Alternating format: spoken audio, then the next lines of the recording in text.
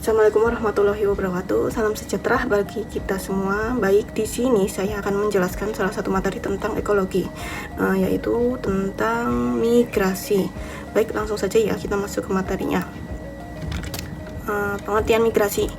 Migrasi sendiri yaitu adalah perpindahan penduduk dengan tujuan menetap dari suatu tempat ke tempat lain melampaui batas politik atau negara ataupun batas administratif atau batas bagian dalam suatu negara tersebut. Sedangkan migrasi menurut United Nations yaitu adalah bentuk mobilitas geografis atau mobilitas spasial antara satu unit geografi dan lainnya, umumnya melibatkan perubahan tempat tinggal dari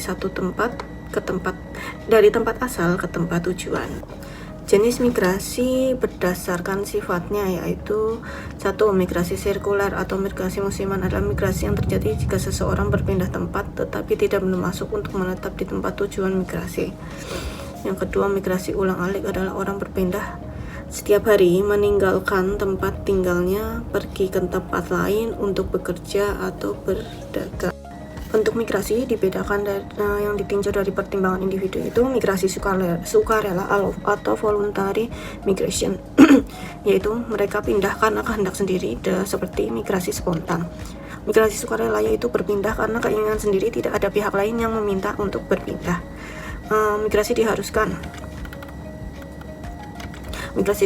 itu contohnya seperti imigrasi karena terkena bencana alam, terkena proyek nasional atau bendungan atau pembangunan di suatu daerah tersebut dan lain-lain.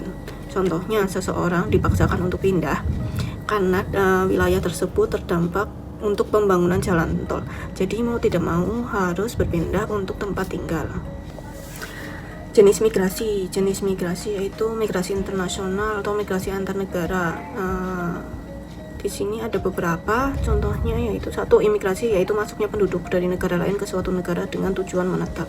2. Emigrasi yaitu berpindahnya penduduk atau keluarnya penduduk dari suatu negara ke negara lain dengan tujuan menetap. 3. Remigrasi yaitu kembalinya penduduk dari suatu negara ke negara asalnya. Lalu jenis migrasinya yang lain yaitu migrasi internal atau migrasi nasional. 1. yaitu urbanisasi, di mana perpindahan dari daerah pedesaan ke daerah perkotaan. Contohnya seperti seseorang yang dari desa yang mendapatkan pekerjaan di daerah perkotaan. Lalu nomor 2 yaitu transmigrasi, adalah perpindahan penduduk yang diprakarsai dan diselenggarakan pemerintah dari daerah yang padat penduduknya ke daerah yang belum padat penduduknya. Bentuk migran itu adalah orang yang melakukan kegiatan migrasi, jadi kita sebut migran. Bentuk migran ada 3. 1. Migran satu tahap, yaitu jika seseorang di waktu diadakan pencatatan ternyata provinsi tempat lahir dan provinsi tempat tinggal sebelumnya sama, sedangkan tempat tinggal sekarang tidak sama. Nah, contoh dari migran satu tahap yaitu apabila ada seseorang yang lahir di Purwokerto sampai sekolah di Purwokerto, kemudian dia bekerja di Jakarta. Jadi dia lahir di Purwokerto, tinggal sebelumnya di Purwokerto, tapi bekerjanya di Jakarta, tempat tinggalnya sekarang ini pada saat terjadinya pencatatan sensus di Jakarta. Itu contoh migran satu atap. Untuk bentuk migran yang kedua yaitu migran beberapa tahap atau several state migran atau secondary migration, yaitu jika ternyata provinsi tempat lahir berbeda dengan provinsi tempat tinggal sebelumnya dan provinsi tempat tinggal sekarang. Contohnya yaitu migran beberapa tahap apabila ada seseorang yang provinsi lahirnya berbeda dengan provinsi tempat tinggal sebelumnya dan provinsi tempat tinggal yang sekarang. Contohnya, dia lahir di Purwokerto, kemudian kuliah di Jogja, kemudian dia sekarang bekerja di Bali. Jadi antara tempat lahir, tempat tinggal sebelumnya, dan tempat tinggal sekarang saat sedang dilakukan pencatatan itu berbeda-beda. Nah, itu disebut migran beberapa tahap. Untuk migran kembali atau return migrant atau returnal migration, yaitu jika seseorang tempat lahir sama dengan provinsi tempat tinggal sekarang tetapi tidak sama dengan tempat tinggal sebelumnya. Contohnya migran kembali itu ada seseorang yang lahir di Jogja, kemudian kuliah di Semarang, tapi setelah lulus kuliah dia kembali ke Jogja untuk bekerja. Jadinya migrasi yaitu faktor pendorong. 1. Makin berkurangnya sumber-sumber kehidupan. 2. Menyempitnya lapangan pekerjaan di tempat asal. 3. Adanya tekanan-tekanan seperti politik, agama, dan suku sehingga mengganggu hak asasi penduduk di daerah asal. 4. Alasan pendidikan, pekerjaan, atau perkawinan. 5. Bencana alam. 6. Tidak cocok lagi dengan adat, budaya, atau kepercayaan di tempat asal. 7. Adanya gangguan keamanan seperti peperangan dan konflik antar kelompok. Nah, itu merupakan faktor-faktor pendorong untuk terjadinya migrasi. Sedangkan untuk faktor penarik untuk terjadinya migrasi yaitu adanya harapan akan memperoleh kesempatan bekerja untuk memperbaiki taraf hidup, adanya kesempatan untuk memperoleh pendidikan yang lebih baik, keadaan lingkungan. 3. Keadaan lingkungan dan keadaan hidup yang menyenangkan. 4. Adanya aktivitas-aktivitas di kota besar, tempat hiburan, pusat kebudayaan sebagai daya tarik bagi orang-orang daerah lain untuk bermukim di kota besar. 5. Tarikan dari orang yang diharapkan sebagai tempat berlindung. 6. Kesempatan mendapatkan pekerjaan yang lebih baik. Nah, migrasi di sini ada dampak positif dan dampak negatif. Kita bahas dulu untuk dampak positif migrasi terhadap daerah yang ditinggalkan, yaitu 1. Berkurangnya jumlah penduduk sehingga mengurangi jumlah pengangguran.